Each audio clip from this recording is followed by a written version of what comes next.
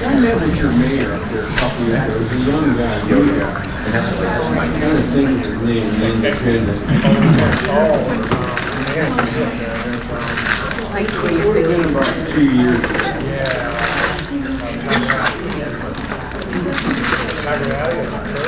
Sure. Sure. Yeah, Greg. Very sure. I think he's gonna run for state office. Did he? Yeah, he works out. He's young enough. Yeah, he's a good guy. I would work on the same gym. Okay, it is 7:01 p.m.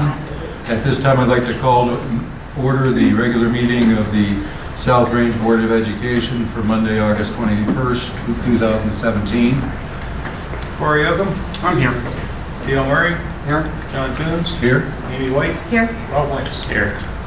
Okay, first, I'd like to have a moment of silence for, to recognize the passing of Michael Hewan, a very respected and important part of the South Range community. So at this time, please.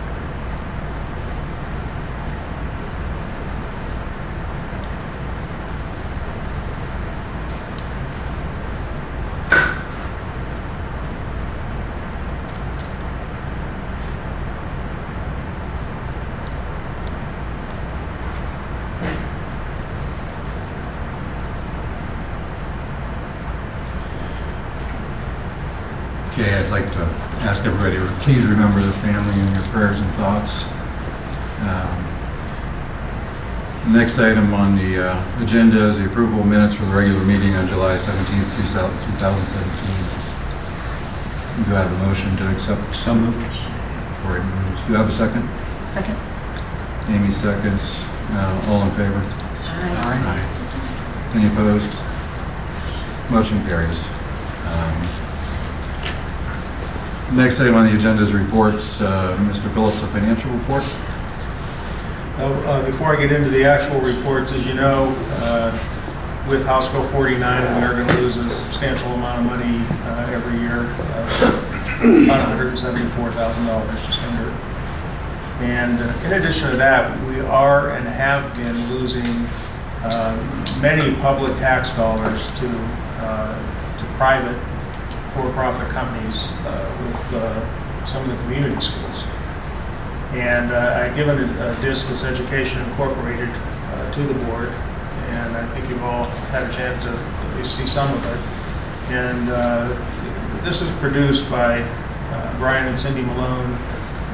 This is a documentary, 1-hour documentary, and they are professional, as you would have seen. They're out of Colorado, and I've got permission from them to do a screening of this if we would like. And I've talked with our local representatives from the House and the Senate, and they would be willing to come and talk about what's going on specifically here in Columbus for a few minutes. And so, having given you the opportunity to see this, I was hoping to do sometime in September or October a screening, but I wanted to see if you guys thought that would be a good idea. I watched it. I think it would be wise for people to see what has actually happened. Yeah, I have no problem with it all. I just do watch the problem. Folks, would you consider doing that before or after a regularly scheduled board meeting so that? Well, I was going This to is talk here. with you and Lindsay, and with all the different sporting events and all that sort of thing, I was figuring a Tuesday or a Wednesday. I hadn't thought of doing that, but that's certainly something. We'll discuss it. I just wanted to make sure that it was, everybody thought it was a great idea that I think it is, and go from there. And I'll make an announcement and do a press release and everything once we get nailed down and get it done. The board reports for the fiscal financial report. On our regular general fund, At the end of July, we had $1,919,821.32 encumbered against that. Again, the first month of the year, so let's not fret. $2,881,867.95, leaving a negative unencumbered balance of $962,046.63. Now remember, many things like health insurance and utilities are encumbered for the whole year. So, and one property tax advance came in. It's showing up here in the $1,919,000. We had several others come in. We're on our fourth one that we received last Friday. And so the balance is quite a bit more than that as of today. We're giving you a report as of today. We'll go up that curve and then we'll spend it down until next February or early March when we get another, the first half collection of next calendar year.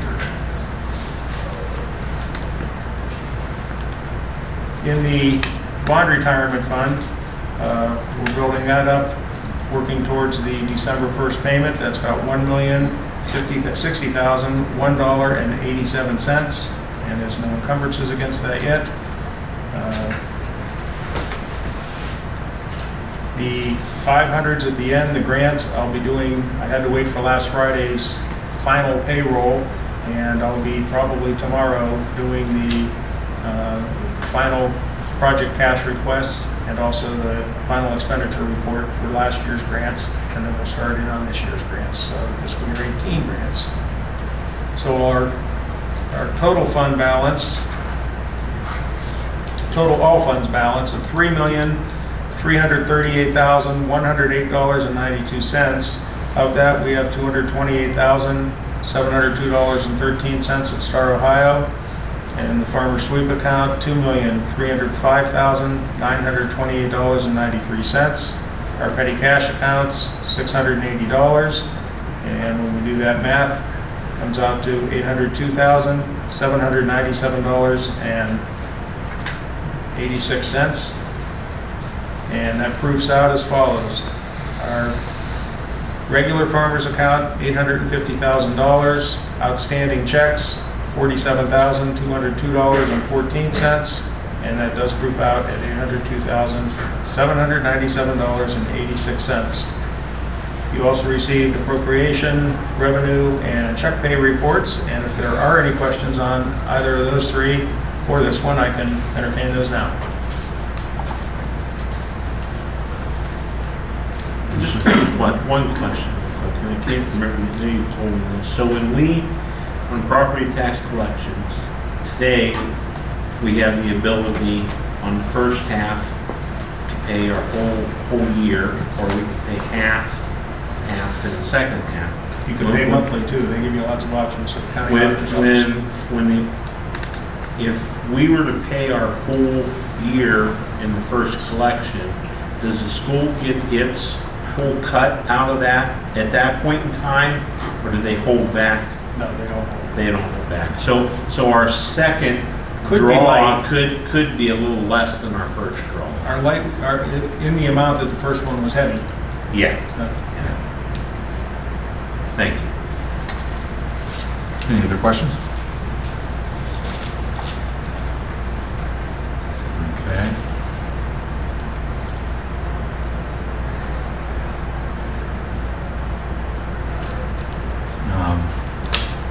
Next item on the agenda is new business. Mr. Dunham, you have So then Mr. I'm sorry. Phillips has some interim purchases. Oh, okay. Purchase order 180003, which was made out to Dell for computer supplies, more than supplies. We replaced a damaged computer, and because of the amount being over $1,000, again, I believe Mr. Pagnotta had to do that during a purchase to get the right price on it. And I told him that he didn't come to us and he didn't do anything he wasn't supposed to do. I said that I would bring it to the board after the fact. So just asking for permission to pay that so the auditors won't do bad things. It's some external power outages, not because of South Range, but more OE. And we had, how many computers? 16. 16 computers that were damaged by it, so it was turned into our school insurance and reimbursed, but it was an external power issue.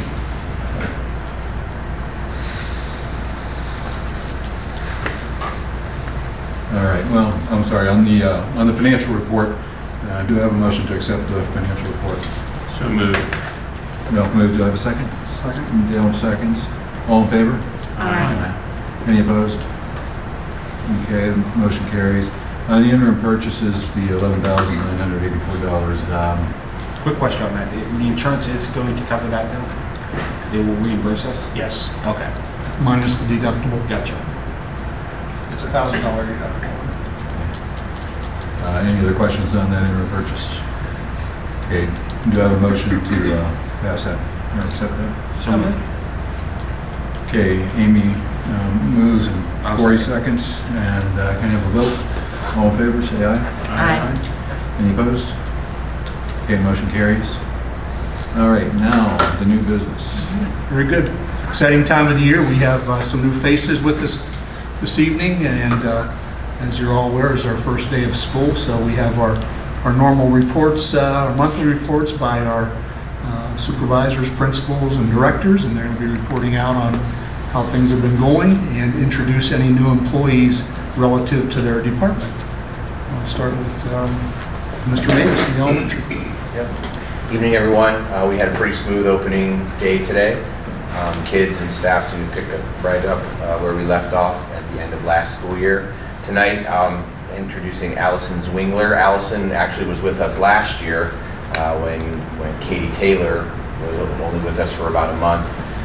Allison is a part-time Title I teacher for us and a part-time RTI tutor. And we were fortunate enough that she was able to come back with us now full-time in that position. So I'll let Allison introduce herself. Hi. My husband and I live in the district, and so our girls do attend here. I have a third grader named Parker, and I have a fifth grader named Peyton.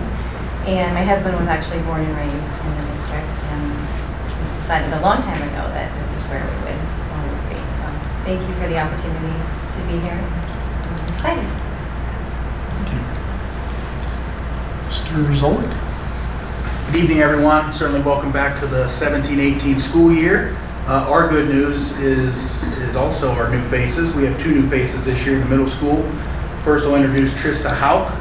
Trista comes to us from Jackson Milton. She will be our 6th grade math teacher this year as we had a vacancy. And then we have Jordan Baker. Jordan will be with us for this year in the 7th grade math position as Aaron Hartz is out on maternity leave. So Mr. Matus, I'll allow them to say a few words about themselves. Hi, I graduated from YSU and I taught 6th grade math at Jackson Milton for 6 years. So I am in the same position. I'm excited to be here. I thank you for this opportunity to be part of the Raider family, and I'm just ready for the year. Hi, I'm Jordan. I went to South Range, graduated in 2012. I just recently graduated from the University of Akron, and I'm excited to be back home. So thank you. Glad to have you. Mr. Rowan. Anything? I don't really have, I have No newbies? no new faces, new names. Madison Yannick got married this summer. She's now Madison Kurtz. And new to the high school staff, we have Darlene Willoughby, who was with Dan's building last year. She's a signer for one of our 9th grade students. So other than that, the high school is pretty much the same as what it was last year. Thank you. Mrs. Pierce, food service. We had a very good first day back in the cafeteria. This year was the first year that I actually did a little mock cafeteria line with the kindergarten classes. I did some today, and then I'll do the other half Wednesday. So we just had flashcards with forks and milk and spoon on them, and the red plastic trays for them to practice going through the lunch line. And I think it did very well because when they came for lunch later, it just seemed a little bit more organized and less chaotic, and they weren't as intimidated. So I think that did very well with the kindergarten class, and I'm looking forward to the rest of the school year. Thank you. Mr. Farron is not here, our athletic director. Might defer to Mr. Zolik or Mr. Rowan, any announcements or anything that, on behalf of Mr. Farron, that you need to report. I just know middle school-wise, we officially kicked off our volleyball season this evening. We have football game coming up, I believe next week, and then we have cross-country starting as well. So middle school sports are in full swing, and I know the 7th grade volleyball team won, but I had to leave in the middle of an 8th grade match. So. High school full swing with our sports. I think he's over at the stadium now, finishing up, cleaning up after the girls soccer game today. But volleyball tomorrow night, I think in West Branch, cross country. So golf's going right now. First football game will be this Saturday night over at the stadium. So full swing for high school sports as well. Mrs. Lewis, Curriculum and Instruction, Special Ed. Hi, everybody. Just one special ed announcement is we're really excited. One of our middle school students has a service dog, so we have a new Doug in our building, and he's adorable, but it's very difficult because we're really not supposed to interact with him. He's supposed to be serving our students, so it's been a hard day for me. But I made it through, and we're just really excited to have him as part of our middle school group. We really are just glad we made it through the eclipse. That's a good thing. And then working on just some of the preliminary data that's out. We're working our content area groups as well as our special education intervention specialists just to get some plans for the school year based on how that data came back, and just ready for another great year. So thanks, everybody. Have a great night. Get a good year. Okay, next is Transportation Department, a new face, Ryan Dunn. Mr. Ryan Dunn comes from Boardman, and our new Director of Transportation, and he's been pretty busy, and we had a very smooth day today. Is that right, Ryan? Yeah, it was a very smooth first day. Really couldn't ask for a better day. A few supervisor friends always told me, you know, the first day in transportation, you know, your first day of school is usually the hardest day, but I mean, it was so easy. I mean, the rest of the school year is going to be peaches and cream. But oh boy. I hope so. It really wouldn't have said that. Really, probably jinxed myself, but it really was a smooth, great, you know, first day. We do have one new face this year in transportation. Besides for juggling some drivers around the different routes, we have Elena Yankowski, who's not here today, but she's going to be one of our aides on one of our vans. The reason we picked her as an aide is because she also has an interest in becoming a van driver and eventually a bus driver. And she is 18 or 19 years old, but that's when I started too. So she will do I know she'll do a great job. And she worked all this year in the garage, helping her mom out, Carla, who's also one of our bus drivers. And I'm a really hard worker, and that's the kind of people I want in my department. So that's it from transportation. Welcome, thank you. Thank you. Start with technology, Mr. Pagnott. Again, not much of a change since the last month when I spoke. We were finished up. We're good to go in the classrooms. Pretty good day. Just have some password resets and student accounts and et cetera, et cetera. We're going to work those things out here within a week or so, and it's a good start to the year thus far. Facilities-wise, it's similar. The building was ready to start.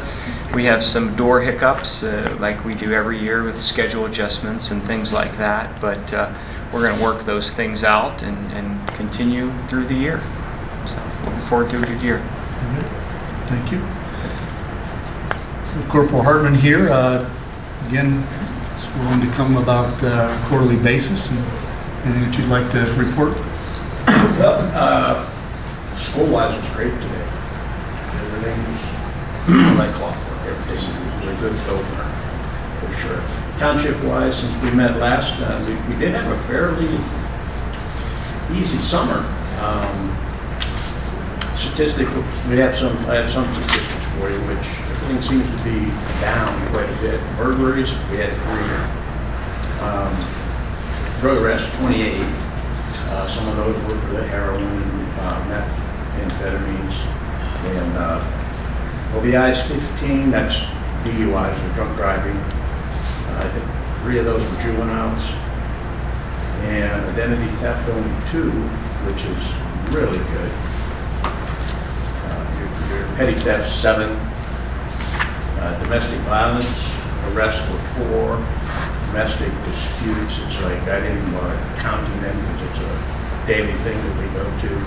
In an argument, there's no violence involved, and warrant arrest from 4 other departments, 5. So that is a really quiet summer for all of us. We did kick off our Quick Litter Ticket campaign.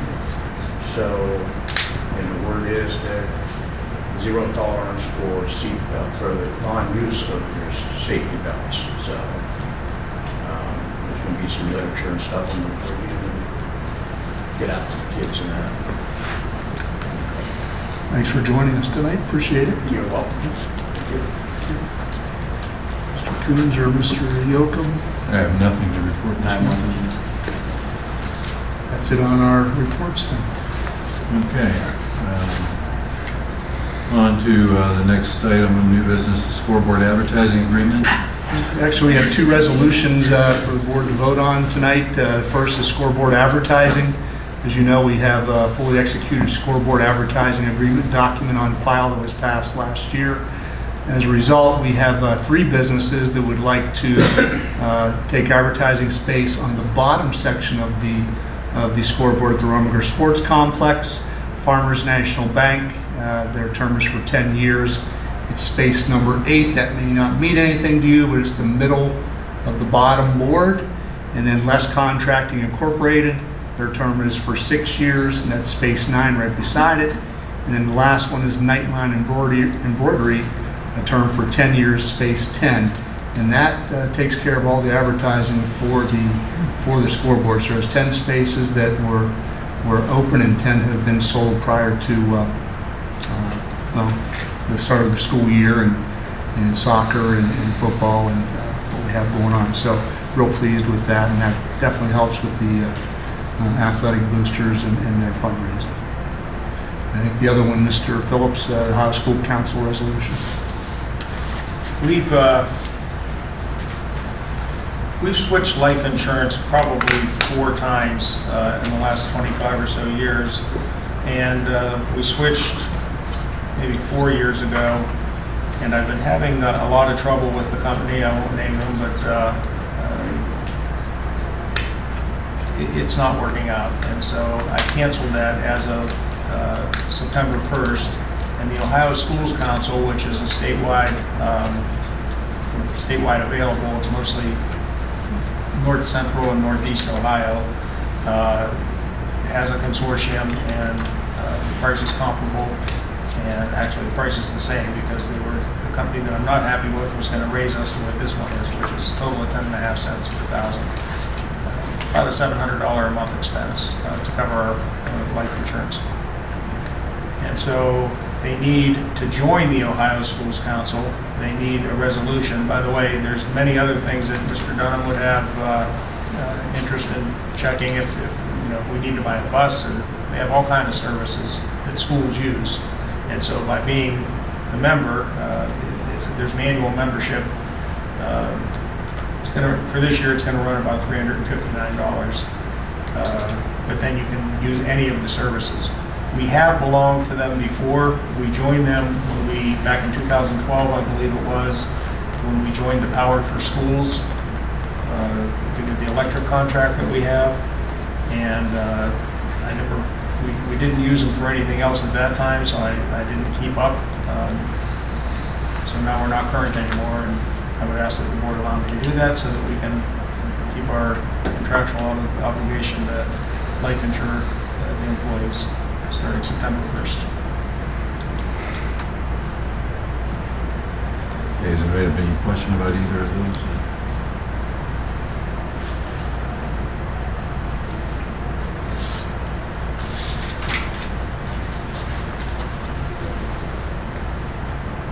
Okay. Move on to public participation for the August agenda items this time. Anybody in the audience would like to ask any questions about? I've got a question to Jim with regard to the financial report. You said we're we were clawed back, what, 179,000? It's under 100, between 173 and 174. And that's for the next, biennial for the next 2 years? Each year for the next 2 years. How does that affect our budget as far as, your 5-year financial forecast? Does that push us forward more than 2020, or are we still 2020? Well, it was 19 or 20, and we're still in there. It's going to hurt. I mean, obviously, that's a lot of money. So at what point are we looking at a levy? We haven't discussed the levy at all yet. I mean, I've not even made the October forecast. I've not even started to work on it because we haven't even You've been done over it. this 20 years, though. I mean, are you looking at probably next May, I would think, because if you're going to be because if you passed a levy, like say next year in May or November, you would get that money for what, probably 6 to 12 months in arrears? Whatever year you pass it in, you get it starting the first half of the next year. Yeah. So you would need it for 2019, correct? I don't know. I don't know I haven't updated the forecast yet, but it's possible. It's possible we would. And you talked about the number of students we lose. How many students are we losing to those Ohio online charter schools? I couldn't give you the number for this year, but last year it totaled in the $180,000 range. And it's what about, we're losing the $6,000 that we get for an open enrollment kid? Or? Yeah, there's different FTEs, so although you might be losing, obviously they don't cut kids in half, but if you're losing a half a kid, if he's at the joint vocational school or something like that, there's different, there's partial kids here and there, so it's not exactly that, but just doing a thumbnail sketch, you could. Now, does that include like the vocational school in that, or is that something? They take the 6,000 from us if they. But I mean, was that, we were talking about the number of kids we're losing? That's a separate, that's like your online charter schools or your, yes. And your main objection to those was the academic quality is so poor. Well, that and in the case of ECOT, as you've all been reading in the paper, a kid might sign on for a minute a day and they take $6,000, and right now they're in the Supreme Court, they have to pay $60 million back just for the 15-16 school year. They've been doing this since early 2000. So who knows where that's going to go. On the other hand, they give a lot of money to legislators, and legislators make the laws. We'll have to see what happens.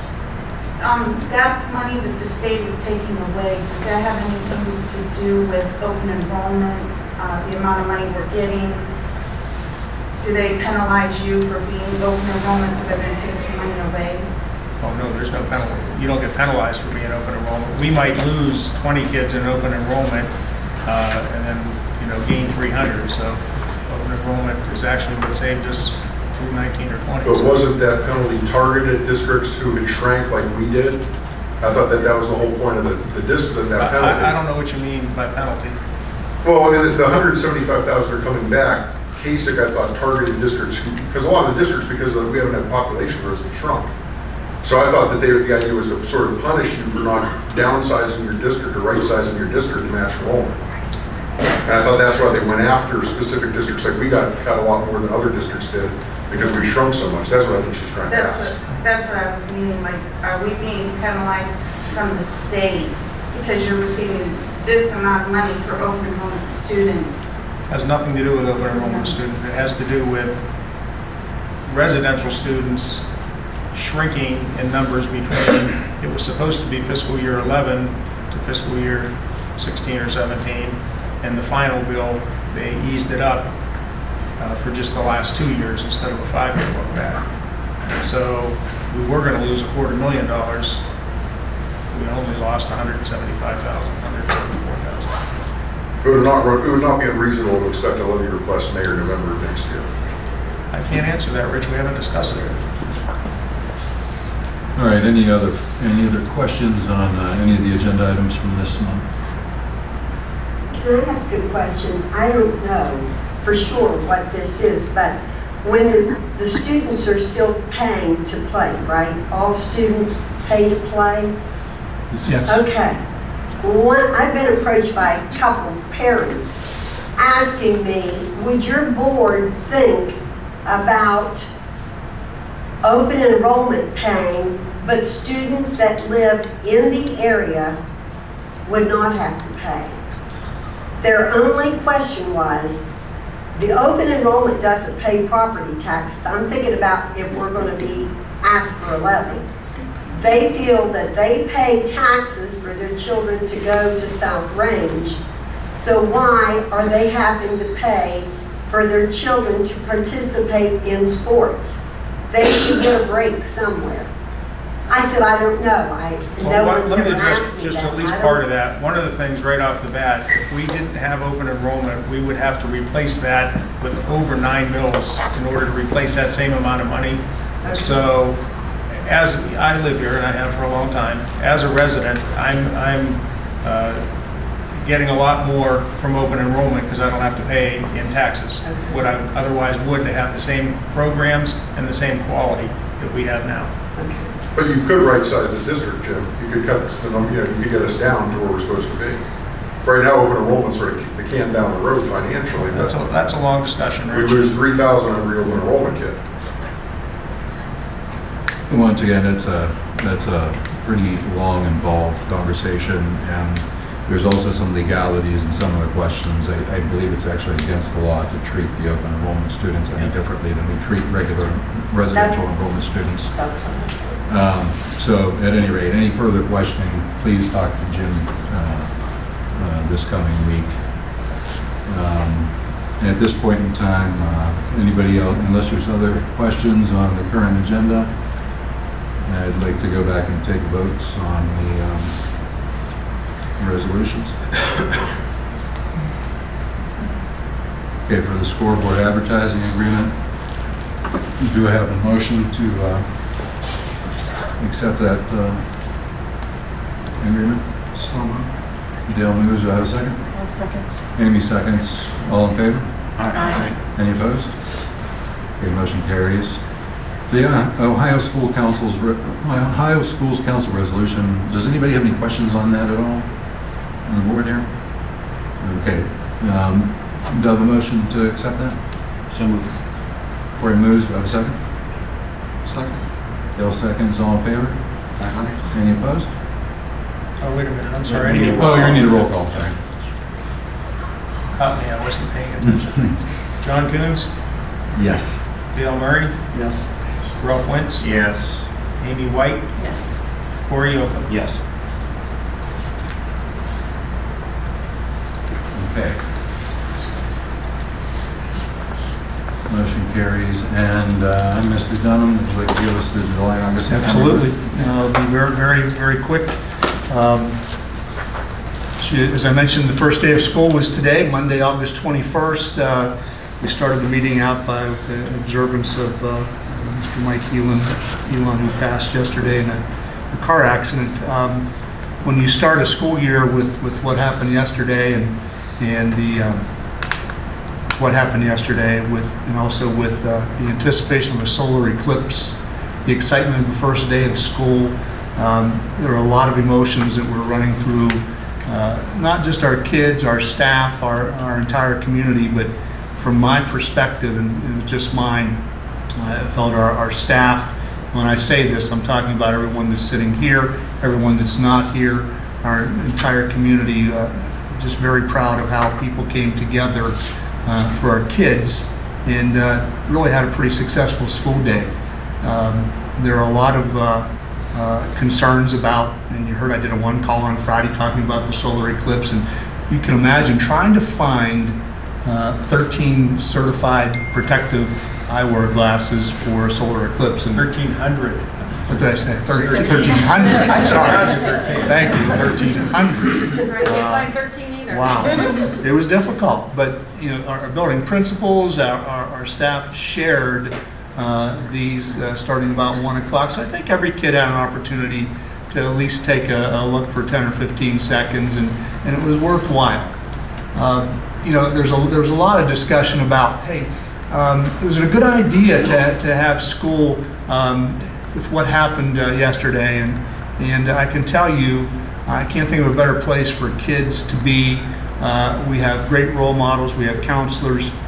We have people that are empathetic and compassionate. And I think it was just overall a good thing. It was healthy for our school family.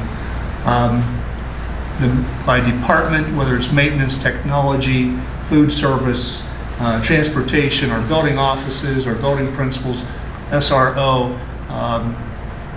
take the mix of what I just talked about out. And they just do phenomenal work every single day. There's a lot of logistics, and they just did a great job. Our new folks introduced tonight, they're going to bring some positive energy into South Range. Just like we have a new batch of kindergartners coming in, they're going to bring positive energy into South Range. Whether they're open enrollment or residents, they're going to bring positive energy into South Range. And that's what we need. We have new sets of parents that are excited about the school year, and they're going to bring that energy in too. So from my perspective, the first day of school, which is always, you've heard long for years, let's get them in, get them fed, get them back home. We do more than that. We do more than that. And I can tell you, tomorrow we will be into routines if we weren't already this day. The solar eclipse itself, thought was pretty good, and I want to thank those people that donated eyewear. We had staff members that went out. They purchased on their own, out of their own pockets. Our PTO, Western Reserve Public Media donated eyewear, so we had some folks out there that definitely helped. I mentioned Friday at the district in-service, curriculum additions, whether it's STEM, Project Inspire, PBIS, the Positive Behavior Intervention Support. We have teachers that have been trained and working hard to be good role models and positive influence on our kids on a daily basis in the elementary, in the middle, and in the high school.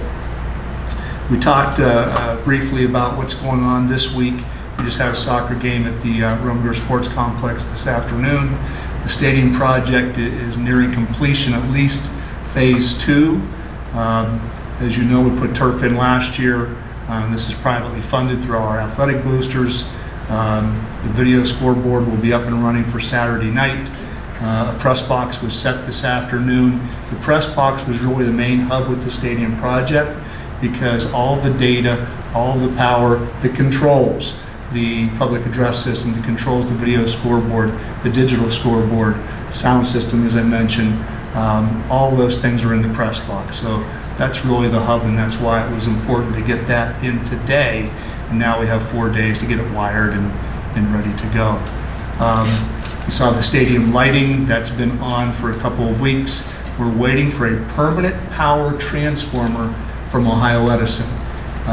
You wouldn't know it. We have a generator on site that can power and will power the stadium Saturday evening for our first home football game if necessary. But it'd be nice to have that permanent power coming off the pole instead of the generator humming behind the grandstand. Paving, we have some temporary, but some binder courses, what we call it, of paving, so that we can have wheelchair accessibility to the visitor side and home side. That's most likely going to occur Thursday or Friday. So it's right down to the wire with all of these things. The temporary fencing and other miscellaneous improvement things will be ongoing. You notice a trailer on the north end, that's a locker room for our opposing teams, and our bus garage will house at halftime or inclement weather if necessary, our teams. The bus garage will be a locker room, if you will, for those folks. And last but not least, our music boosters on the south end. You may notice that there's been some construction. The ground was broken last week, and the band shell, hopefully by the middle of September, end of September, the band shell will be completed, and those kids will have a place to get under cover. Again, phases 3 and 4 for the stadium project still ongoing with restrooms and concessions, and really the band shell as well. There's going to need to be some improvements made with that. It's not going to be 100%, but it's certainly going to be a nice place for our kids, whether it's the athletic side or the music side. We have a lot to be proud of. And I said it on Friday, and I'll remind everyone again, not very many places can you find the support that we've had in the last year and a half, 2 years, whether it's in-kind work or people taking money out of their pocket and putting it towards the athletics or music boosters. It's quite a place, and we should be proud of what we have here. So good things are happening, and they're going to continue to happen, and we're looking forward to really opening it up on Saturday night for the Springfield South Range football game. Again, check our Facebook page, website, calendar events for all of our upcoming events, and again, if it goes as smoothly as it did today, and I have no reason not to think it will, we're in store for a good school. Thanks for your attention. Appreciate it. Okay, thank you, Mr. Donovan. Next up is non-agenda items for public participation. There weren't any requests received for the month of August. Next is an energy savings presentation by Mr. Ed Spelbar. I appreciate you allowing me to come in today. And I want to echo that. I have twin daughters that are seniors this year. Thank you, sir. And I got to tell you, it was a little bit melancholy this morning because as they went out to leave, I thought, I can't believe they're seniors. And I feel so privileged to have been able to put them to school here. So, and I know you're busy, so this is going to take about 7 or 8 minutes. I sort of use this district as a guinea pig. I've been doing energy projects for 30 years. I'm a YSU graduate engineer. I do solar projects all over the United States. I never bothered Dennis or Jim because traditionally they haven't fit here. I was having a conversation with one of the state reps who told me that he thinks we're going to see about a 2.5% increase in electric rates due to OE claiming their nuclear assets or whatever. And I called Dennis up and I said, Dennis, I said, I don't want to bug you about this, but I said, how about let me look at your electric bills, because with the cost of electricity creeping up and the cost of solar panels just plummeting, I said, maybe this will start to make sense here. I don't know if you guys saw the news, Columbiana, the city of Columbiana just offered a solar rate. So it's coming, and I didn't know what I was going to run into. So I met with Dean Pagnotta and Dennis and Jim. We got some information off you guys. And the bottom line here is if you look at this sheet, there's a spreadsheet. Let me put my guy. There's a spreadsheet here. And if you look at the second column from the left, says baseline, I circled that number, $267,000. That's what you're paying annually for electricity. If you go over to the right and say total PPA, that stands for Power Purchase Agreement plus utilities, this column here, does everybody see it on the right? It's circled. If we were to come in here and install about a 0.5 megawatt, 500 kW of solar power, and I talked to Dean, if we were to switch out your existing lights to LEDs, make them much more high efficient, I think we could do that for $213,000. So that would save the district about 54 grand a year. And I asked Dennis, I don't know if that'll hire a kindergarten teacher you need or buy computers or whatever the case may be, but $50,000 a year is a lot of money. So I was very surprised. My people were kind of surprised because we weren't sure Ohio was there. And basically how this works, and I'm not going to go into a lot of detail tonight, but how this essentially works is we would come in, we would install the solar panels, and in your packet is a little picture that shows about the size. No, it shows about the size, there you go, the size they would take up. That's the wrong one. This one. So to get a 0.5 megawatt of solar power, it would be about that size. You could put it anywhere. You could make it canopy for parking underneath it. You could put it on the ground. I know you don't want to do roof mounted. How that would work is we would come in and install that at our own expense. We would operate it, well, there's really no operation. We would maintain it. Your obligation would be to buy back the power that those panels generated at a reduced rate that would be outlined in the contract. So as I said here, it should save you about, the net savings show 57, but for some reason it didn't roll in the operational maintenance. It's about $54,000 in year one. And it escalates from there. So I don't know if that's something you're interested in or not. These are preliminary numbers, but they're pretty close. I've been having some discussions with other districts. I've been having some discussions with an attorney that Jim Phillips works with, Mike Sharp, because we want to talk about proper procurement and how you go out and buy these. But I think the difference between this and a traditional energy project, again, is we come in and do this up front. You don't have any loans, any debt. You're essentially agreeing to buy the power at a reduced rate. Does anybody have any questions? Now, you said we would be under contract, hypothetically, if we would do Yes. this. We would be under contract, and basically we would be buying energy back from your company. From the panels. From the panels. Yeah. Now, that contract will be as long as we have them? Yes. Okay. And in this case, they wrote it out for 25 years. You're actually seeing a lot of these. Most of these panels now have a 25, 30-year life. So Who's responsible for the upkeep on the panels? we are. There's never any cost to the district No, for the panels. no. And is the rate that we're gonna pay you back locked in for a certain amount of time? For the entire period, and it'll be Period. spelled out in the It's spelled out. contract. I mean, if you think about what's happening, funny story, Dennis remembers, I took the kids to Hawaii about 2 years ago, and everywhere you look, you see solar panels. In fact, we do the whole Hawaii Department of Ed. Well, their rate over there is 46 cents a kilowatt hour. So every roof you look at is covered with solar panels. There's not a spot of roof without panels. Well, the president of Hawaii Electric went to the governor of Hawaii and says, you gotta let me raise these rates from 46 cents to 50. And to put that in perspective, you're paying 11 here, so they're paying 46. He says, you gotta let me raise the rates to 50 cents if you want to maintain a viable electric system, a public utility system. Well, think about it. If you couldn't afford to put in solar panels at 46 cents, then the price of panels is plummeting. You're certainly going to put them in at 50 or think more about it. So you start this downward spiral.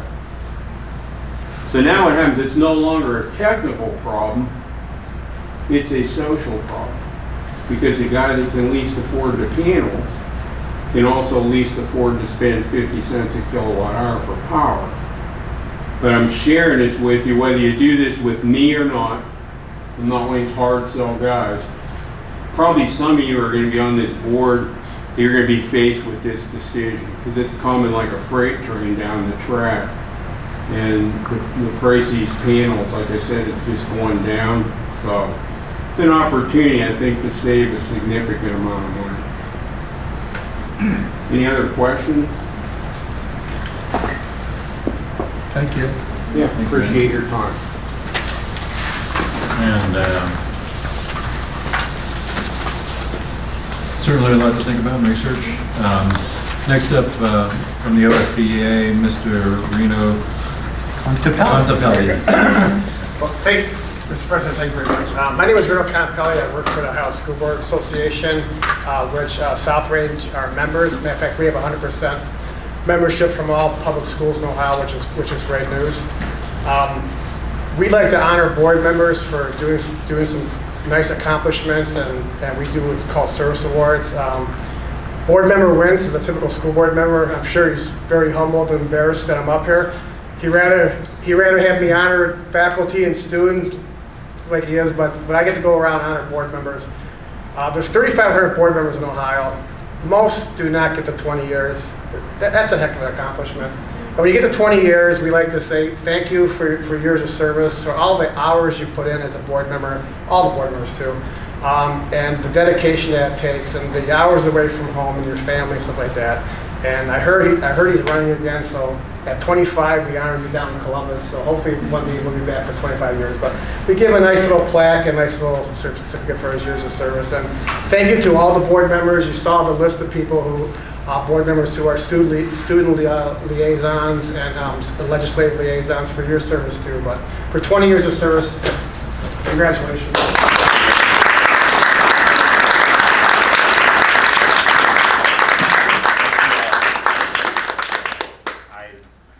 just wouldn't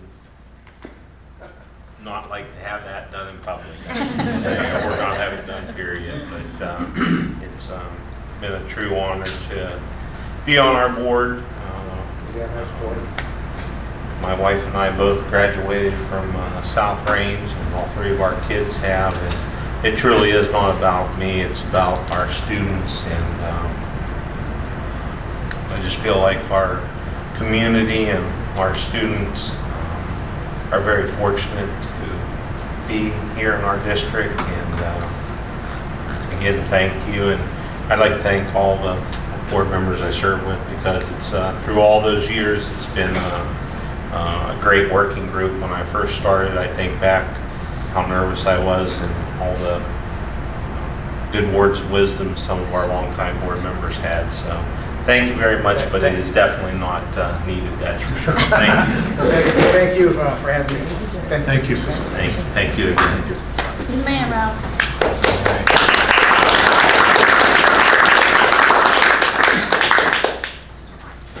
We'll check the spelling before it gets out of the door. All right, next, we're going to move into executive session for Ohio Revised Code 121.22 for the purpose of confidential discussion of employment of a public employee or official, to discuss the compensation of employee, and also to consider the sale of property at competitive bidding. Do I have a motion to move into executive session? So moved. Ralph moved. Do I have a second? Second. Dale seconds. All in favor? Need a roll Oh, I'm call. sorry, roll call. John Goons, Yes. Dale Murray, Yes. Ralph Points, Yes. Amy White, Yes. Corey Hill. Yes. Okay, motion carries. It is 8:53 p.m. Or 7:53 p.m., sorry.